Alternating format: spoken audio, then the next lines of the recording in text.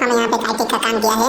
जैसे काइटेक pipe composite बोलते, तो काइटेक का पाइप के साइज गया है 32 mm का गया है। जैसे फ्लैट के अंदर गया है, एक फ्लैट को एक पाइप गया है, उसमें से ब्रांच होकर सब में कनेक्शन हुआ है। और इस बाथरूम को कैसे गया है, सब कनेक्टेड है सबके साथ। इस तरह कनेक्शन हुआ है। देखिए इसमें से 20 mm 15 mm पाइप गया है और रेडिसर होकर ये रेडिसर है।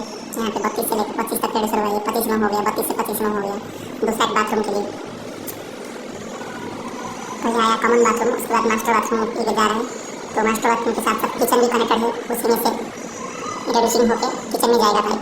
ये देखिए एंट्री हुआ है 25 mm का, तो उसमें से रेडिसर होकर फिर किचन में जाएगा। इस तरह हुआ है काम, देखिए बढ़िया।